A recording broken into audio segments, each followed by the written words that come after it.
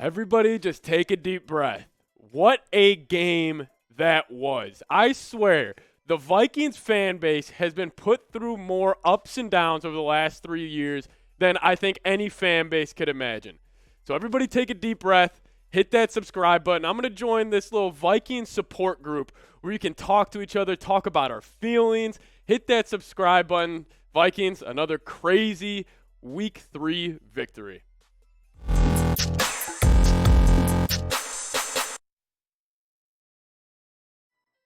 Welcome in the Vikings Now. I am your host, Patrick Siepman.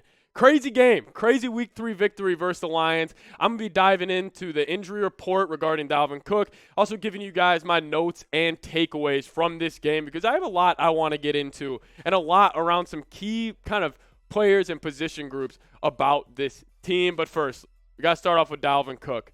He had that brutal fumble when the Vikings were driving to make it a one-score game, and it turns out it was a shoulder injury. That's all we really know so far. He was ruled out fairly quickly after the shoulder injury, so I'm assuming he'll be out for maybe the foreseeable future, but maybe at least a game. He was holding on it the whole time. He did stay in his pads, supporting his teammates, so maybe that's a positive you could take out of it, but it did not look good. But the Vikings, hey, they ended up winning 28-24. It was a hell of a game, man. Up and down. I thought the Vikings, they overcame two different 10-point deficits. They were down 14-0, then they were also down 24-14 at a point. First time the Vikings have done that since in 1979 against producer Petey's Chicago Bears.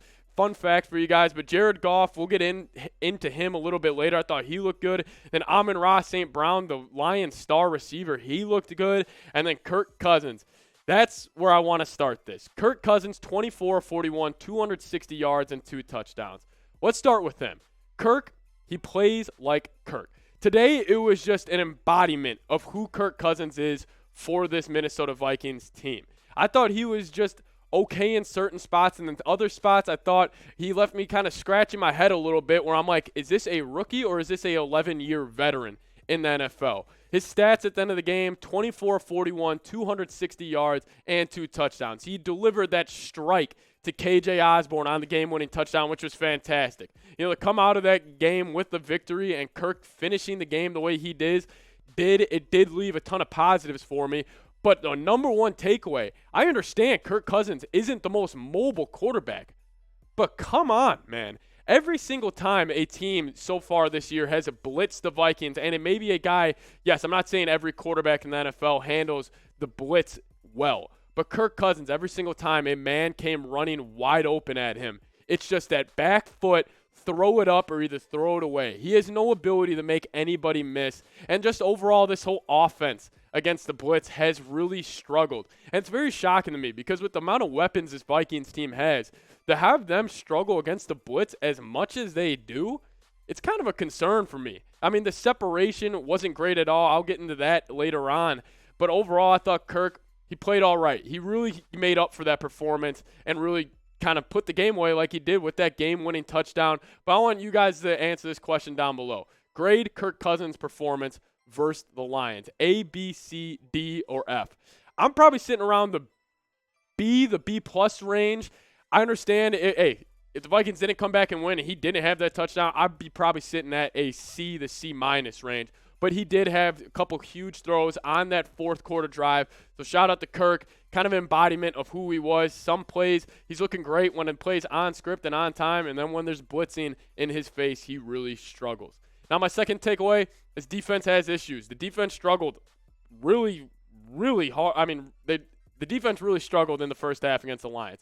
The Lions, they were able to move the ball up and down the field. I thought the Lions did a great job of incorporating the run and the pass. If you're looking at what the Lions did today, 416 yards, 277 passing yards, and they did hit that 130-yard rushing mark, which they've been averaging the whole year, having 139 rushing yards. Then they put up 24 points. Listen, I thought the Vikings defense struggled in the first half a ton, but hey, fourth quarter, when they needed to make stops, they did. I mean, that defensive line, for struggling as much as they did throughout the game, Harrison Phillips and Bullock had 2 huge plays on that last fourth quarter drive to get the Vikings offense the ball back. Now my third takeaway, gritty win. That is the definition of a gritty win, if you ever heard of one before. The Vikings today struggled, I mean, in ways that I haven't seen their offense, that I could imagine their offense struggling under Kevin O'Connell, where they were running C.J. Ham a lot more today. C.J. Ham had 3 snaps against the Philadelphia Eagles. Today, a lot more. And when it comes to just the separation that the Vikings receivers were getting, it was minimal. And the Vikings, I mean, giving up 4 out of 5 fourth downs to the Lions, and you're still coming out with a victory, it's shocking. This was a gritty win. This was a game that you are not supposed to win. You play bad, and the Vikings ended up getting a victory out of it. You know, gritty wins. You get the 2-1. I'll take it. You know, if we were sitting at 1-2 right now, a whole different vibe, energy throughout just this Vikings community and the Vikings locker room. So it's a gritty win. I love to see it. Shout out to the Vikes. Those are the games that last year that we lost, and this year we are winning. But I want to get your guys' one-word reaction to the game. This would be the pinned comment on today's video because there's a lot that you could go with. I'm just going to go basic. I'm just going to go crazy. That was an up-and-down game. Shout out to the Vikes pulling that out. But I want you guys to get down in the comments. Let me know your one-word reaction. Now, shout out to BetUS, the proud sportsbook sponsors. I mean, if you put money on the Vikings money line today or the Lions money line, you were probably sweating it out the entire time. But if you go to chatsports.com/bet, we'll give you a 125% deposit bonus, and you use promo code CHAT125. Meaning if you put $100 in, you'll get $125 back, free to play. It's a great deal we're offering you guys. So one more time, chatsports.com/bet. Use promo code CHAT125 for your 125% deposit bonus. Fourth takeaway. This is almost this isn't me poking jabs at the Vikings receiving core right now, but why can't we separate on man-to-man? I swear to God, it is more often than not where this receiving group is not getting the separation where initially I would think. Justin Jefferson, Adam Thielen, KJ Osborne. I think those are probably top 3 receiving core in the NFL.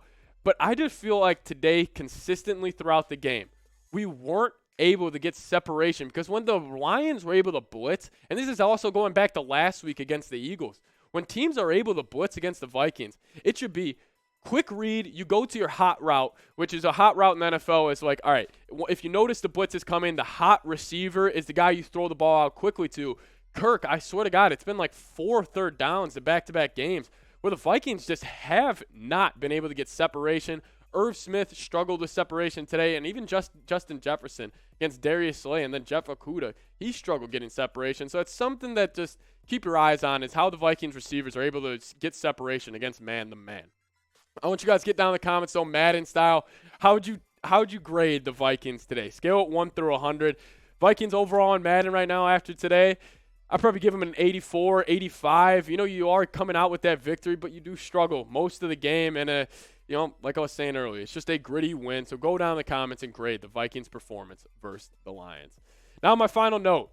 I think the Lions are legit. And legit enough when I'm talking playoff contention. I'm not saying they can compete for the NFC North. I still think that's going to be the Vikings and Packers. But I do think the Lions have something brewing down there. And the Lions are going 4 of 5 on fourth downs today. It kind of speaks to Dan Campbell and who he is as a head coach. I think just that intensity and just the kind of go for it and winning it attitude that Dan Campbell's instilled, it's great. Jared Goff today, 25 of 41, 277 yards and 1 touchdown. I thought he looked great. And his main guy who he's throwing to, Amon-Ra St. Brown. This dude is fantastic. He's kind of one of those sleepers in the NFL right now, hidden gems. I thought he looked absolutely fantastic. I think the Lions offense, they really do have great weapons, and I think it's something that they're just going to build upon throughout the year. They're definitely not going to be a team where in years past where you looked at the Vikings schedule and you said, that's a W. That game in Detroit, that's going to be a dogfight, and I'm looking forward to it. But I want you guys, we'll end it here. Predict the Vikings record after today. You know, originally I had the Vikings going 12-5. After the Packers win, I was up to 15-2, 13-4. And then after the Eagles loss, I was more around 10-11 wins. I'm going to stick there. I'm going to still say 11-6 for our Minnesota Vikings. But what say you? Get down in the comments and let me know.